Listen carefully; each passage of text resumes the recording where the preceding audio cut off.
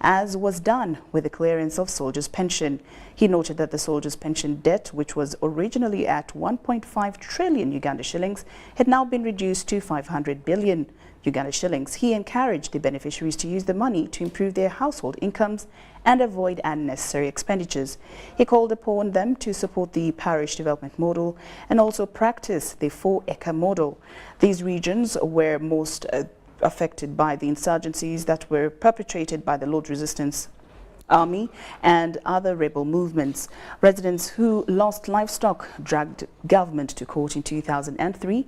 A section of beneficiaries received dummy checks as a sign that the process has been launched, and the function was attended by the Vice President Jessica Lupo, the newly elected Speaker of Parliament Anita Among, senior government officials, religious leaders and the beneficiaries. I said, okay, let's start with those. Then some people said, but some of them are telling lies. I told them, I said, in Luo, we say Rubanga Tie.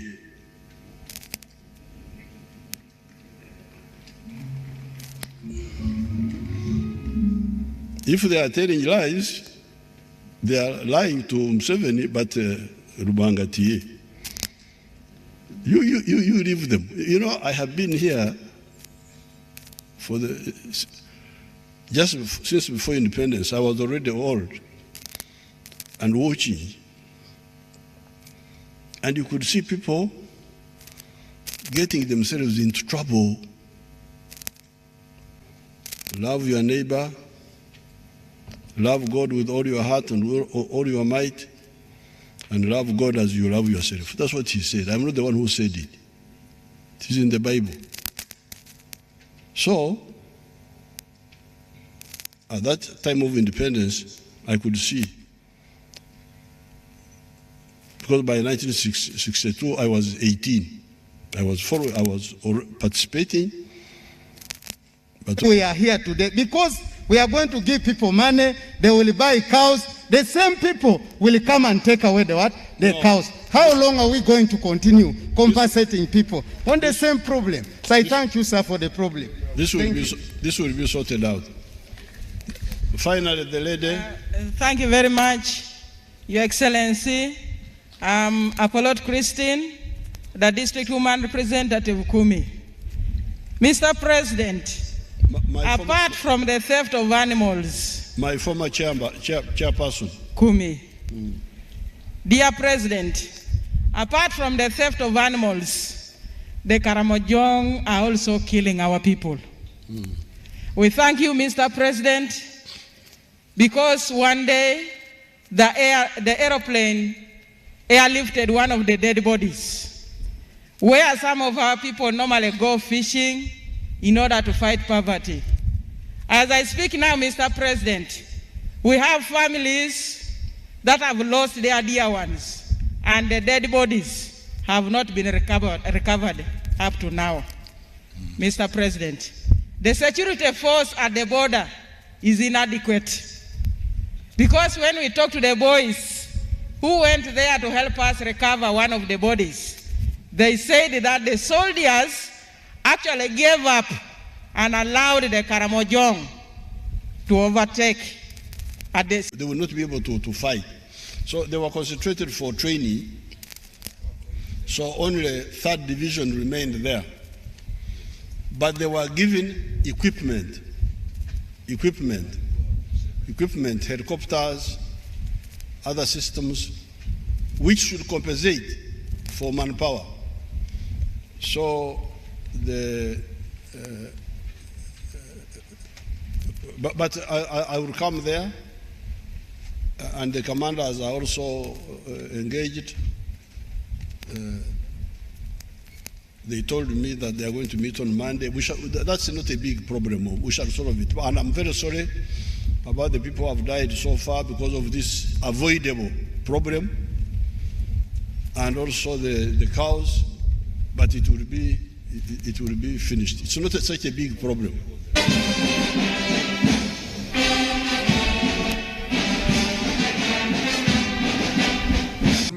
I don't know why they chose this particular dummy check. Presidential Advisor on Security, General Eli Tumwine, has hailed the late former Speaker of Parliament, Jacob Oulanyah, for his resilience and unity during his time in office. Remembering the late Jacob Oulanyah, General Tumwine says Oulanyah's death is worth celebrating other than mourning, given his contribution to the country and his greatness in the political arena. Tumwine, who joined many other leaders to celebrate the life of Jacob Oulanyah, has called on the leaders to emulate the Right Honourable Jacob Oulanyah to stand sacrifice for his country and appreciate God's appointed time other than spreading hatred. Oulanyah passed away a week ago at a hospital in Seattle, USA, where he had gone to seek further medical treatment. What our Right Honourable late Speaker has done is what impact have you left in the hearts of the people?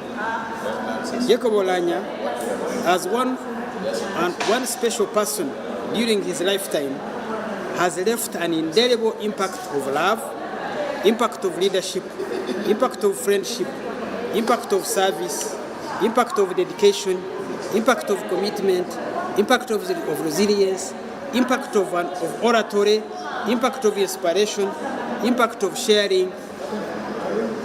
And let us all who remember him, let us all those who love him, and let all who admired him, those who liked him, those who learned from him, and all those he inspired, let them not just mourn as those who don't have hope. I have found a lot of message on the importance of celebrating somebody who has passed on. And it started when my 25-year-old son died. And they brought a book written on celebrating Junior's life. And I initially did not want, I said, how celebrate my son's death? But after deep thought in that church, in the funeral service, I found that there was a need to celebrate the 25 years I had had with him. And from then, to me, if anybody dies, I think it is necessary to celebrate the life we have shared with him. And it is the same feeling I have for the Right Honourable Jacob Oulanyah.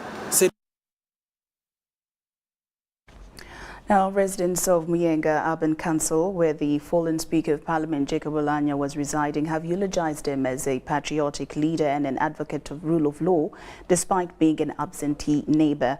Yasin Omar, the chairman, Muyenga Urban Council, says as a community, death robbed them of Oulanyah at a time when they were planning to lobby him to oversee the long-awaited splitting of Machindia Division. Currently, Machindia Division is home to over 400,000 people, with only 2 constituencies, a status that some residents think should be revised. We have the details. Yasin Omar, the chairman of Muyenga Urban Council, reveals that as a community, they were planning to ambush Speaker Oulanyah with an assignment of facilitating the splitting of Machindia Division into 2 divisions for improved service delivery. Machindia East to become a division and Machindia West also to remain a division. Because we are trying our best to meet him and lobby for that. Was the right person. Okay, the ministers who are here can also try, but I doubt. But him was the right person. We will really miss Oulanyah for that. Then, also to have more MPs, because Machindia East has 200,000 people. The quota now is 75,000 people per MP. Imagine now our MP that we have here. When will he have time to consult 200,000 people before discussing to Parliament? That means he will take his views because he will not have time to consult us. But if we had 2 MP at least. So those are the things we will miss Oulanyah. To this end, there is no doubt that at the national level, Oulanyah was a patriotic leader and an advocate of rule of law. He has supported the Church of Uganda because we have the land which was going to be taken, but he's the one of among the people who are going to bring back our land. I'm a Protestant woman. But when I heard that he has stand in returning our land back, we Protestants, I was very proud of that man. Because he has been our leader, he has been our speaker for the country. It's so sad, which is not good to lose such a person. I know he has been hardworking.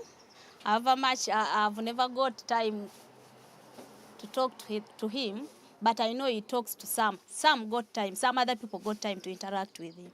For this, Nasozi Jane, a fruit vendor, would love government to declare 2 public holidays for Ugandans to publicly view the fallen servant. Because all of us, we are not going to reach where is going to be buried. So we who are not going to bury Jacob Oulanyah, we beg for the holiday, or we go in the church and we pray for him to rest in peace. Dorcas Kimono, UBC News.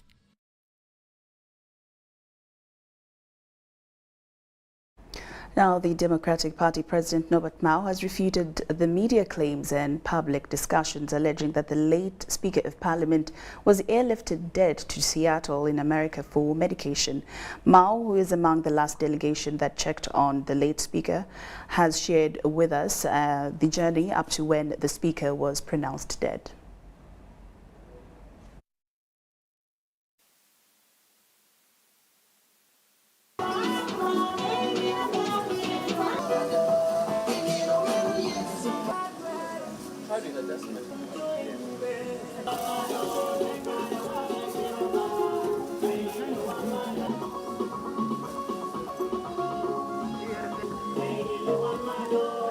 Member who believes in Pan-African values. If you have had a chance of interacting with him, Oulanyah is among those people who believed that Africa must continue living as Africa, and so we would also like to give respect to other, continents in their respect, but we also ask that Africa must live as Africa with their cultures and norms. And Oulanyah was one of those people who are championing such beliefs. Comrade, he was a true African, black African conscious, because in Oulanyah you'd see a true African. Oulanyah lived his African life. Oulanyah believed in African cultures and traditions. And the togetherness that Oulanyah and brotherhood that Oulanyah carried along with himself is a true belief that actually that was the embodiment of Pan-Africanism. And that's why when we were beginning this organization in Uganda, Oulanyah was among those pioneer key members that actually started this movement. We've lost a mentor, like my boss has said, we've lost a mentor. We've lost a teacher. We've lost someone who could defend us at Parliament with the bills that he has talked about. We really lost someone who could voice our intentions and our objectives. And as Uganda, as a country, and as a world, we've lost someone very important.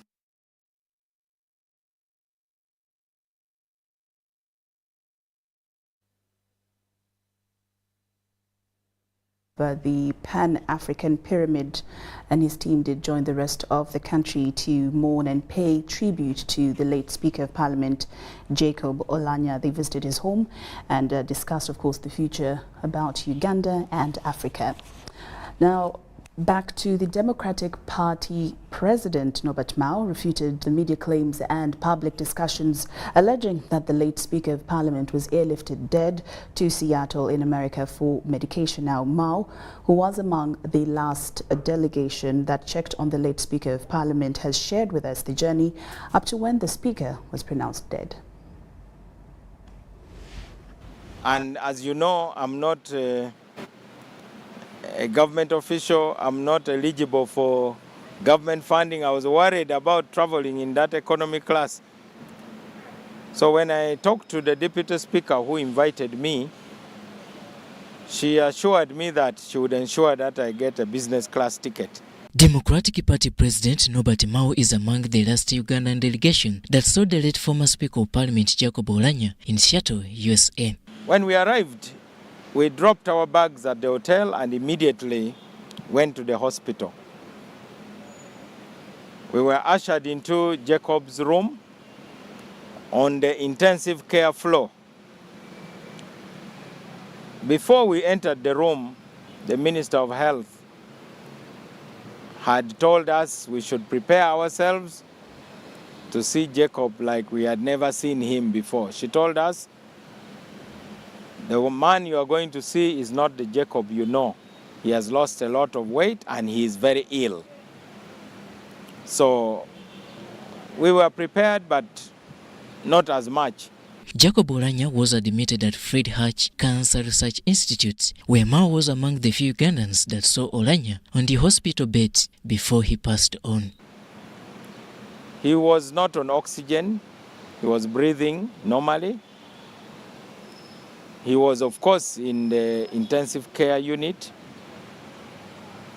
We tried to call his name. He could open his eyes once in a while and see us, and I could see that he recognized us. And when he recognized us, his face became very sad. It was like he was telling himself, this is goodbye. And tears were streaming out of the corner of his eyes. The team led by the Deputy Speaker of Parliament by then, Anita Mong, had a chat with Oulanyah's medical attendants who shared with them a detailed treatment plan for the late Speaker of Parliament. They thought that maybe if they got one of his siblings, they could harvest his cells, and if he is genetically compatible with Jacob's genes, then they could modify probably his brother's blood cells and then reintroduce them into Jacob's bloodstream so that they can fight the cancer. That would have been an option, and that's one of the reasons why we went with his brother. But even then, the doctors had already concluded that Jacob was physically not in a position to take that kind of procedure. Sadly, this didn't see light as Oulanyah made his last brief on Sunday 20th March 2022. So on that second visit, the doctor basically told us Jacob is going to slip away anytime. And he told us it can be today, it can be tomorrow, it can be the day after, next week, 2 weeks, or later. But it's a matter of time.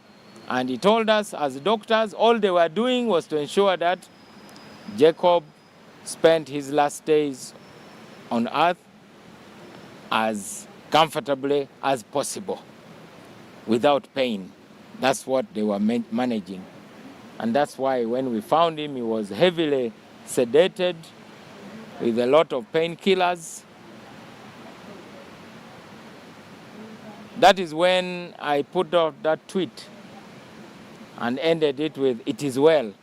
And everybody was interpreting it in their own way. Mao, also who has closely worked with the late Oulanyah since the university days, says he kept his health a private matter. The level, he never even ever told me he had cancer. But I knew that because of the severe beating he got on the 10th of December 1990 in Makerere when we were on strike as students.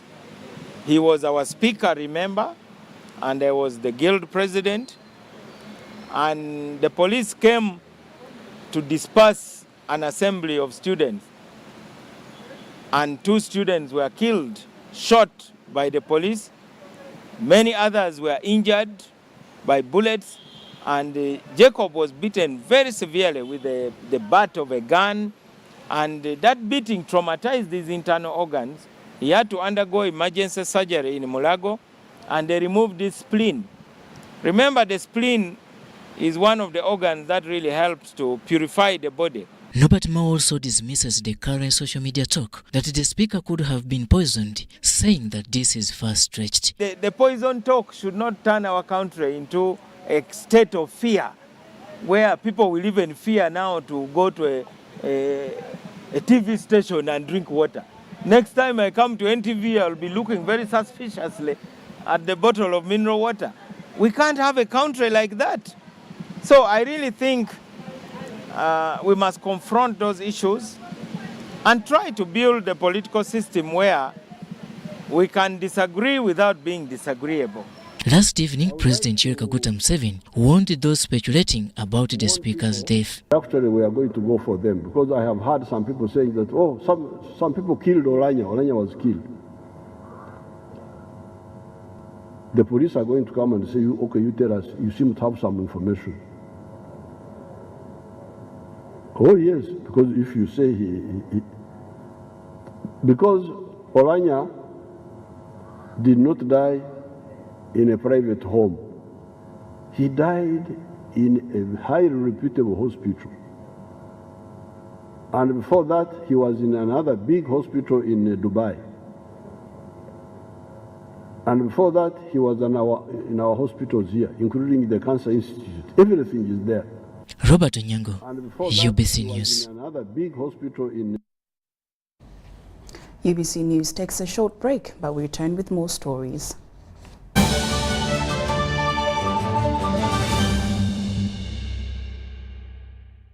Pay for your dream phone, Mpola. Get your dream phone today for as low as 1,400 Uganda shillings with free data for a year and pay slowly. All phones come with daily 50 MBs for 12 months. Repayment period is 1 year. Available at MTN service centers and M-Kopa shops.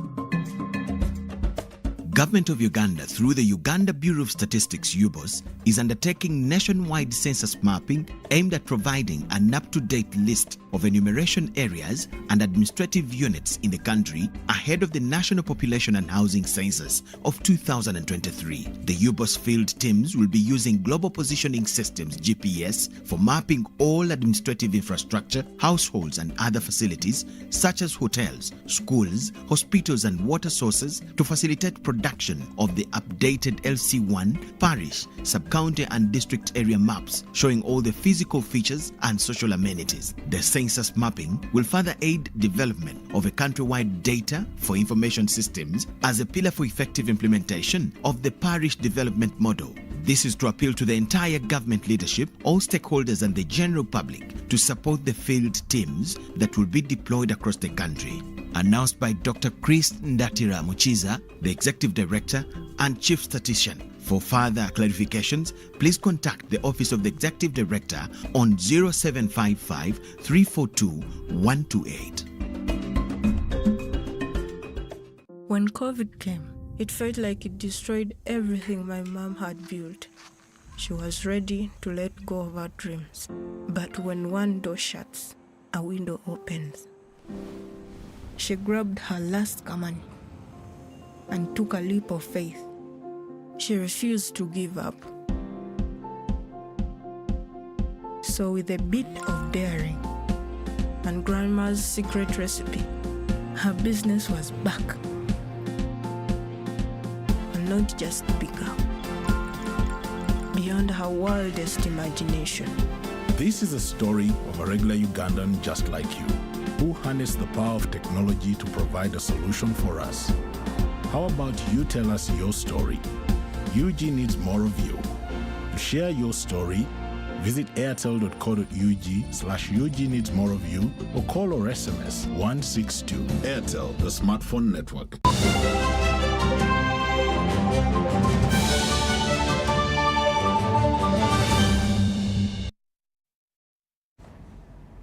Welcome back from that break, and we're glad that you're still watching UBC News Tonight. I'm Lorraine Masika Kazumoto and Muhammad Mugalu on sign language interpretation. Now we move on with more stories this evening. The Archbishop of Kampala, His Grace Paul Semogere, has commended traditional herbalist David Semfuka, who has dominated the country for curing cancer and diabetes. Paul Semogere made the remarks at a Thanksgiving ceremony held at Imperere Kabuwoko Wakiso district at the residence of Professor Maria Musoke of Chambogo University. A A Ugandan-born traditional herbalist, Dr. David Semfuka, has been commended for his cancer herbal innovation. The Archbishop, Kampala Diocese, His Grace Paul Semogerere, wants God to continue guiding him in his endeavors. Omukulu ono atuyanjulidde nti yalina kampuni eno eri mu kunoonyereza okutuyamba nga kutuukiddwako. Tumusabire ekitone eky'amagezi n'amaanyi n'obusobozi bwonna obwetaagisa okulaba nga kino kituukirira. Kampala Archbishop Paul Semogerere asked all concerned to support the Semfuka initiative, for many are losing lives. David Semfuka got the gift of treating cancer and diabetes from his grandparent, who used to offer herbal medication to locals. Kati oluvannyuma nawe bw'amagezi wenabuulirako mukwano gwange omusawo nampa amagezi nangamba nti eddagala eryo wali wadde olitwala ko mu gavumenti erina laboratories ne balikeberako. Kati sebo bwe baakebera eddagala eryo be baagamba nti basanzeemu ebirungo 10 mu ddagala lye nabatwalira. Ne bagamba naye ebirungo ebyo 16 ku byo buli kirungo kyali kisobola okuwonya omuntu sukaali. Ne bateekawo n'ebintu ebirala. Kati sebo research bw'ati bwe yatandika. Dr. Semfuka is now requesting for an increase in the funding of research for Uganda to make history as the first ever country to invent the cure of cancer and diabetes patients. He cautioned the public on what they eat, use of electronic devices, among others. Former Katikiro of Buganda, Oulanyah Semogerere, asked Ugandans to test in herbal medicine, for it has many cures and advantages. Semfuka zimumanyidde ebbanga gwanvu. So Archbishop tweyanzizza nnyo okusabira omwana oyo. Mwana oyo twamwegattako, abamu ku ffe tukkiririza nnyo mu buvumbuzi n'okunoonya ebyaffe naddala eddagala okusinga okutwalanga bye batuterawo edda ne tweyita ab'ekitalo ennyo, naye nga tetulina kipya kye tuzudde okujjako okusoma ebyabali ne tubikozesa. Omwana oyo David Semfuka, Katonda yamuteekako omukono n'amuwa ekitone ekyokuzuula amadagala ago naddala diabetes ne sukaali. The church has been also urged to encourage the masses to embrace herbal medicine. Sudat Kaye, UBC News. Thank you, Sudat Kaye. Now, over 90,000 school-going girls were reportedly impregnated and now needed to be supported socially and also continue with further studies. Following a 2-year COVID-19-induced lockdown, stakeholders have been encouraged to access guidance and counseling for these girls to enable them to forget what happened to them during the 2-year COVID-19 lockdown. Uganda is among the countries whose economy was grossly affected by the COVID-19 pandemic. Nakaseke District Woman Member of Parliament Sarah Najuma, in partnership with Aliguma Foundation, have now embarked on the campaign aimed at giving material and moral support to girls for a happier life. Giving out maize seeds to the community members, encouraging them to have enough food at home as a way of fighting poverty. Then secondly, we also encourage leaders to be exemplary. At the same time, we moved around different schools and we found out that the girl child has a very big challenge of dropping out of school, and sometimes they dodge school because of menstruation periods. And today, State Minister for Kampala, Chiofatogabe Kabuye, advised parents to always prioritize education for the girl child and commended Ministry of Education for the support to the pregnant girls. Nakaseke Woman Member of Parliament Sarah Najuma handed over 3 tons of maize seedlings to farmers for planting as the rainy season begins.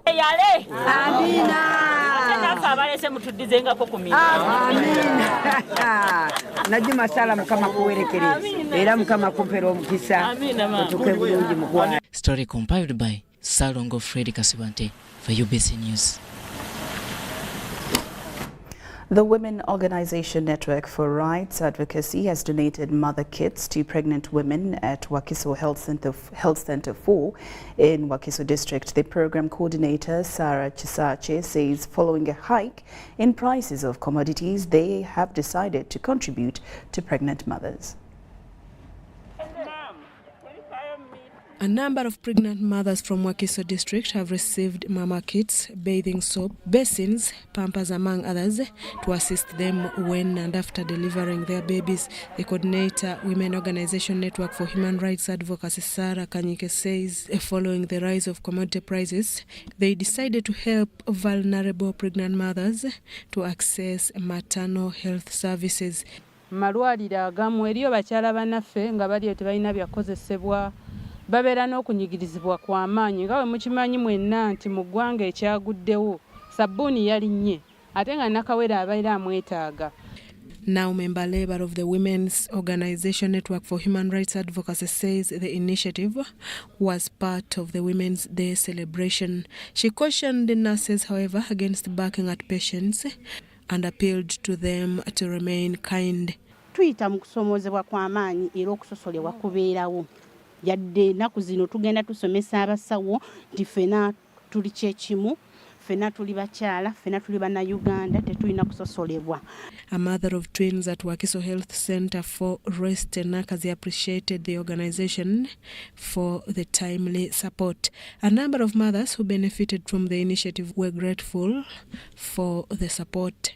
Ebintu bino bye bampadde mbadde sibisuubira. Ebbeeyi y'ebintu yo eri waggulu. Bannaye kale essaawa zino mpulira essanyu lyansusse okuba mbadde sinnaba kufuna ssente byetuusaako. Story filed by Andrew Sebira for UBC News. International Medical Center Mukono has responded to the public outcry of constructing a new theatre that will mainly assist mothers who fail to deliver major and minor surgeries in the district. This is also to put to an end to the outdated and accepted consent of the public having to travel abroad for surgery solutions for their health issues. Meant to aid women during delivery, major and minor surgeries and a few orthopedic cases has been opened in Mukono municipality. So in case of cannulation, we can use this. This one is fitting on the resuscitator. The facility is to provide a range of services to patients. People who get their fetuses in the tubes, so then they will have to have a laparotomy, so we have to stop excessive bleedings. There will also be other surgeries, what we call the minor general surgeries, like hemorrhoidectomies, where people are bleeding from the rectal area, and we've got to stop that bleeding. Mukono and the surroundings have no reasons to battle the jam and go to Kampala, but rather complete all their health needs here. ASP Tad Dickens, who represented the division police commander, attributes how a health population is a big boost to the economy. He, however, says how there is still a big task to development, of which healthcare is one. You rush to rescue a person who is down, accident, but when you reach some hospitals, they tell you, Afande, with due respect, rush to Mulago. So I'm glad with your assurance that as Mukono, we now have IMC that can respond to all our challenges as police. However, with such initiatives, they are optimistic of boosting life expectancy. The earlier you intervene, the better. So now we do not have to drive all the way to International Hospital Kampala to deliver, because we've set up the same state-of-the-art theatre that can handle the same cases that we are referring to. Meaning we can work and achieve the targets we need as an economy. Coordination with the district health officials, and to remain committed where issues highlighted to make this facility bigger. Lydia Chomkama, UBC News. The inflation of costs by the accounting officers to implement government projects has been cited as a major bottleneck affecting service delivery in Shema district. While presiding over the local accountability meeting held by the Office of the Prime Minister in Shema district, Namuyangu was shocked after discovering that a new borehole was constructed at a cost of 40.5 million shillings in Shema district. The Office of the Prime Minister has held a local accountability forum, also known as Baraza, in Shima district, to explain to taxpayers how the funds disbursed by government in 2020-2021 were spent. The Minister of State for Bunyoro Affairs, Jennifer Namyangu, was disappointed by the cost of implementing government projects, saying that they have been overstated by the accounting officers. A new borehole costs 40.5 million, and the repairs I've seen in their documents, some of the boreholes are repaired at 10 million. The cheapest is 80 million. So this is too much. So they receive over 400 million for water, yeah? And then they use it to do only 5 boreholes. So when will they ever cover this kind of population? During the Baraza, it was disclosed that patients are being forced to pay dues for fuel in order to access an ambulance for referrals, and yet government covers all the expenses. We have also had reports that ambulances which belong to government, for mothers to use them, they must fuel the ambulances. In some health centers, they are asked for jig and other things, and yet government sends money. She promised to write to relevant ministries to follow up the matter. First, I will share with the Prime Minister, because the Baraza is a mandate of the Office of the Prime Minister, and the entire top management, all the ministers in the Prime Minister's office, and our technical people. And thereafter, we direct the different issues to the respective ministries. The National Environment Management Authority staff have been asked to enforce a recent presidential directive to restore all wetlands. A commissioner at the Resident District Commissioner's Secretariat, James Tweheyo, says resident district commissioners should conduct consultative meetings on demarcation of wetlands across the country. I want to warn the planner of this particular area. If we find things not planned, and we prove beyond the reasonable doubt that they were done before you, rather after you have come in, we shall arrest you. A commissioner at the Resident District Commissioner's Secretariat has asked district natural resources staff and district leaders to enforce wetlands restoration as directed by the President recently. We enforce the implementation of the presidential directives on the restoration of the wetland and all the other environmental issues that the President has always talked about. James Tweheyo was monitoring the progress of wetland restoration in Rubindi Town Council, Mbara District. He asked Mbara District leaders and natural resources staff to implement the restoration of wetlands order. Because we cannot let people continue destroying the environment with impunity. And we shall not do this selectively. We shall not say this one is the culprit and the other one is not a culprit when they are all doing the same thing. Mbarara Resident District Commissioner Mbete Jereize Godfrey pledged to instruct leaders to remove all illegal structures for wetland restoration. All those areas must be restored forthwith, and we have come in full swing to implement the directives of the President, and we are not doing this to fight the people. We are doing this for the betterment of the population of Uganda. The Wetlands Officer, Mbara District, Joseph Mwesije, says the Natural Resources Office has mobilized and sensitized the public to stop encroaching wetlands. Ravine wetland had been encroached upon, as you can see. We tried our level best. We first held meetings about 1 year ago.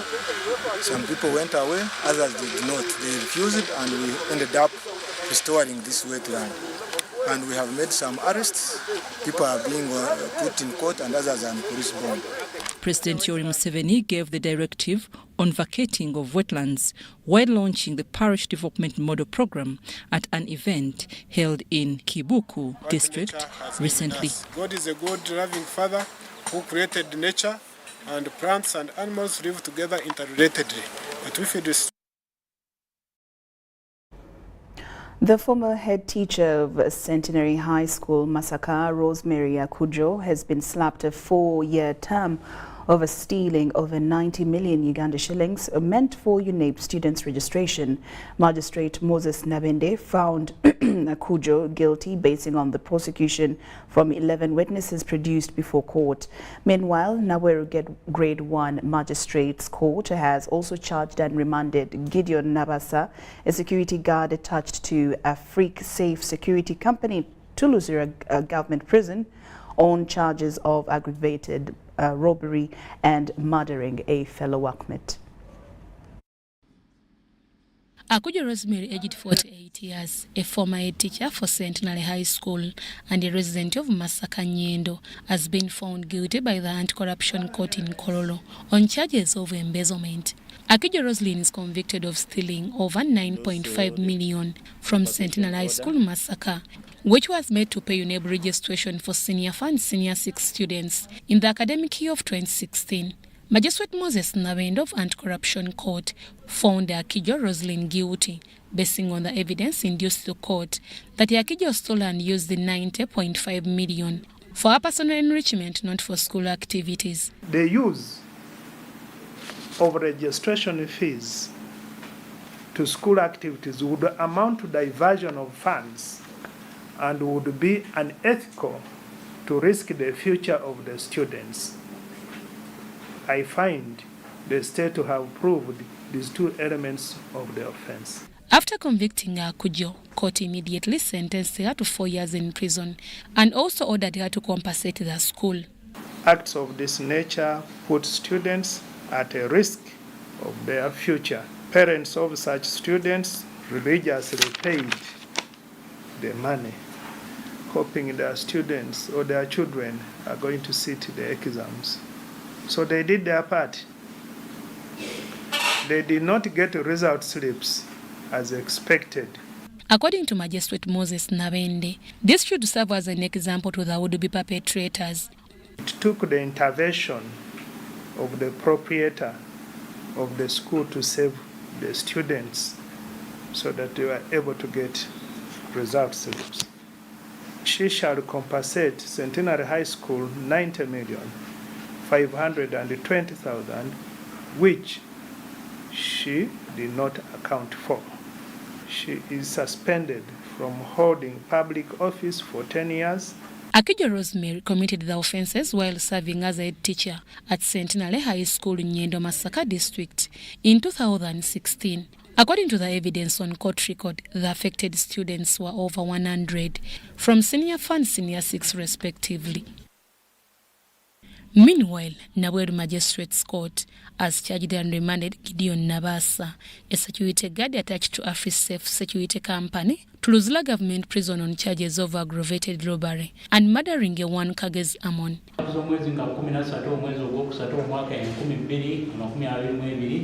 Muzoni ekatogo bwayise kawempe division mu district ya Kampala mwine kigendero ky'okutta mwayitawo okufa kwa Kagezi Amon.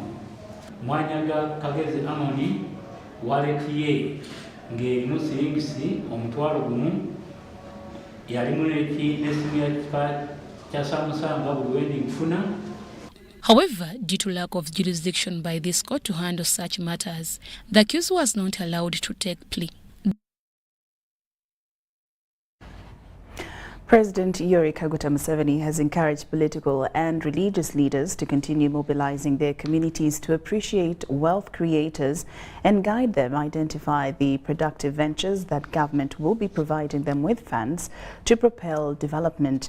State Minister for Higher Education Dr. John Chrysostom Muyingo was representing President Yoweri Museveni at the Platinum Jubilee celebration for Kasala Parish in Kasana Luwero Diocese.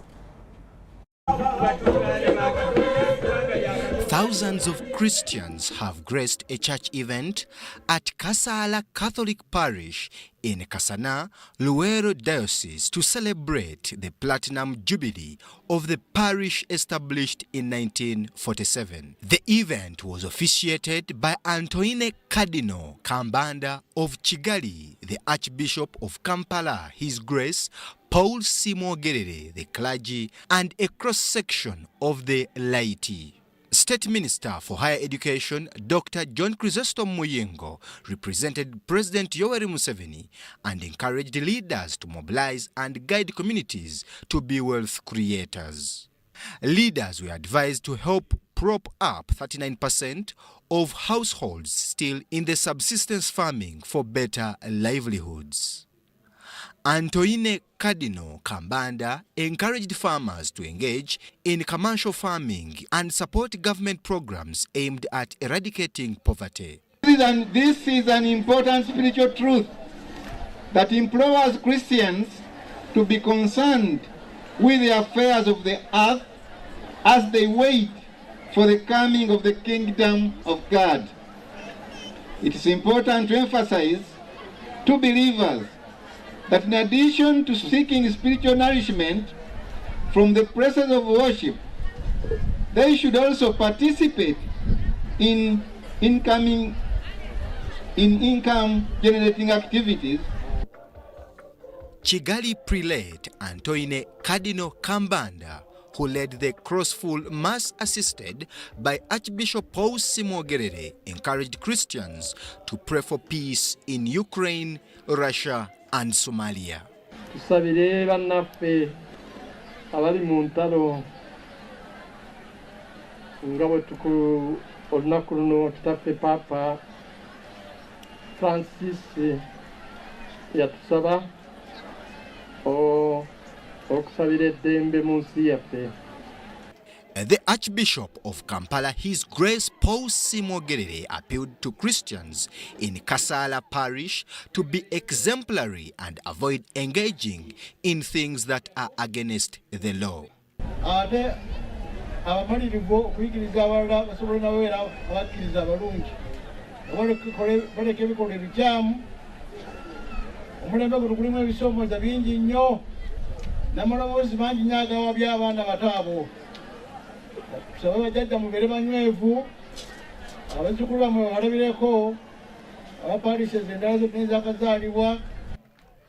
Brian Tumwine Byaruhanga, Salongo Kasibante, UBC News.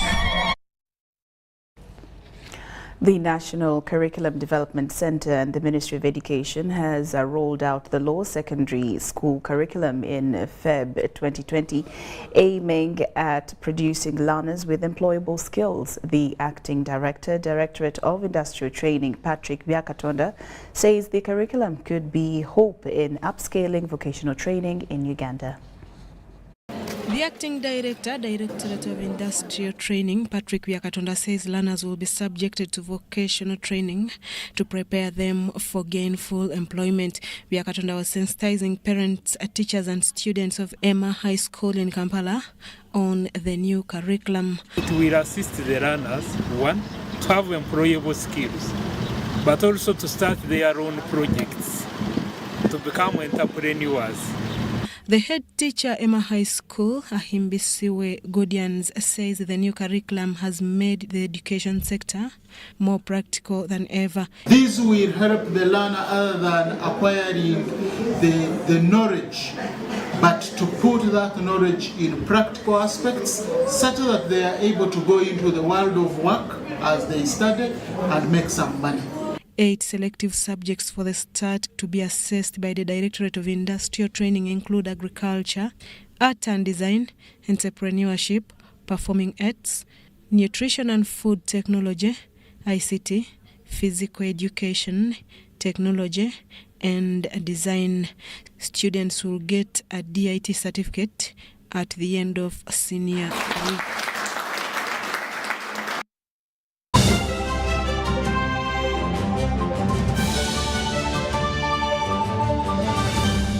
Today in history.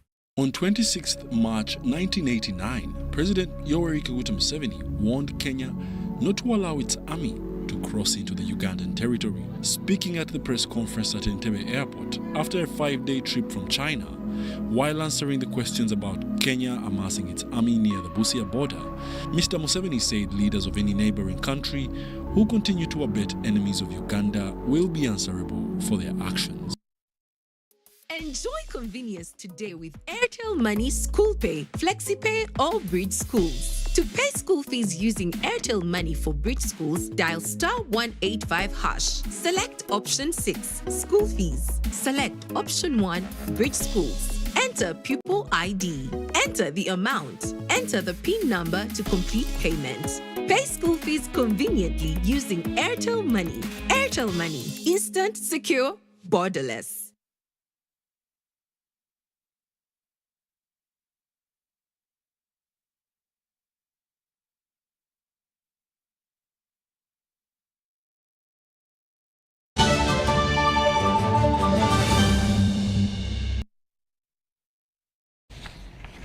Welcome back from that break. And now into business. The Uganda Judicial Officers Association at the Judicial Institute in Nakawa has today received 60,000 orange seedlings and mango seedlings from the National Agricultural Advisory Services.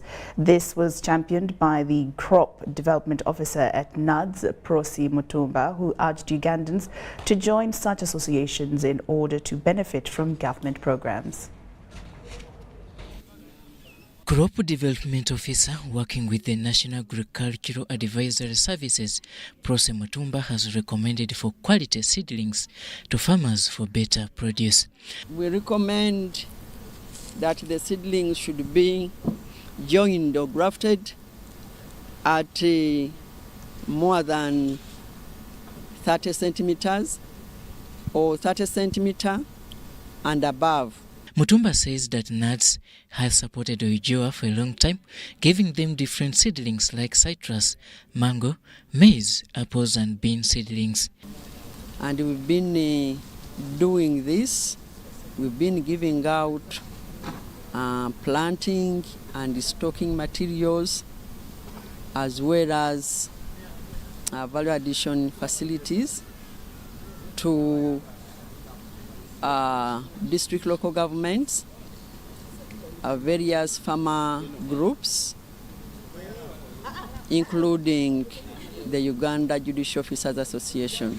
Prosi Mutumba appreciates government for establishing a number of processing areas around the country in places like Nakaseke, Noya, Soroti, Masaka, Kayunga, among others, to help distribute seedlings to the people. These trees will improve the environment greatly. So farmers out there, please, I'm encouraging you, be encouraged to go into production of these fruits, because the market is there and the government is putting up more processing facilities to even expand the market. The president of the Uganda Judicial Officers Association, Asimwe Tadeo, says that the association has been receiving seedlings for now 5 years. Yes, we have been receiving seedlings. It's quite some time now, over 5 years. We've been getting, as and when they are available, we get in touch with the team from NADS and we receive seedlings. We have now a committee in Ujoa which makes a follow-up on how we are doing. Some time back we received the goats, we received the cows, and we expect to get more in the near future. We have been promised to get more. Asimwe calls on judicial officers to support this program. This is yet another occasion where we are receiving seedlings of mango, citrus, and we hope that once these seedlings are given to our judicial officers, they will go a long way in helping to fight poverty in line with the presidential campaign to fight poverty in this country. NADS pledges to contribute to the transformation of the agricultural sector through the provision of agricultural inputs. Story compiled by Kenneth Tanaba for UBC News. And with that, we come to the end of this newscast, but do join us at 10 o'clock with more stories with me, Lorraine Masika Kazimoto, and Muhammad Mugalu on sign language interpretation. We leave you with weather with Kutasamili. Thanks for tuning on UBC. My name is Tessa Milu with your weather update. We are still having sunny intervals, especially northern part of our country, but the southern sector is receiving light thunder showers across most parts of the Lake Victoria. Due to that, we had a highest of 70.1 millimeters of rainfall across Masin. That was pretty much of rainfall. Wawenda was 21.9, Gulu was 18.5, Lila was 8 millimeters of rainfall, so with the lowest of 3.3 millimeters of rainfall. Seeing the satellite pictures, we still have a low over the Indian Ocean that is depriving us of the moist winds that's supposed to be coming into our country. Though to that, we still have the rainbow within our country. That the northern part of our country is affected with the region that is pushing in the dry, hazy conditions towards the northern part of our region. That is the continuation of sunny intervals. We are experiencing that side. Tomorrow morning, we expect to wake up with light showers across parts of Lake Victoria and sometimes some parts of Morende, but the rest of the country is expected to continue with sunny intervals. Afternoon hour, though, we expect a pickup of light showers in the southern part of our country, but the northern is going to continue with sunny intervals. Temperature raised up to 30 degrees of maximum across the northern part of our country, 34 across Sauti, that is pretty hot. Across Lake Victoria with 27, across City Kampala, the rest of the parts with 29, Kabale Highlands with a lowest of 23 degrees Celsius. Yes, moving out of Uganda, touring the cities across the globe, you're forecasting sunny conditions across Abu Dhabi and Beijing at a maximum of 28 degrees Celsius across Abu Dhabi, Cape Town and Washington with sunny intervals, London with cloudy conditions at a temperature of 11 degrees Celsius. Thanks for tuning on UBC. My name is Tessa Milu. Stay tuned and see you tomorrow.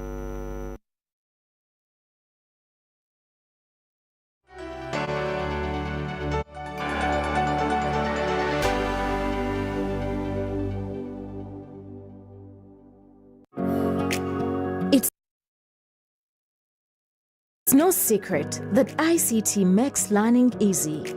The strides made in our field could not be possible without it.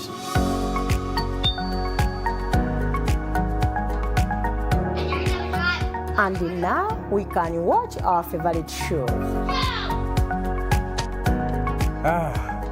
My radio is my best friend. UCC provides an enabling regulatory environment and policy guidance for healthy competition. We also facilitate ease of doing business in the communications sector through licensing, standardization, spectrum management, tariff regulation, rural communication development, and consumer empowerment.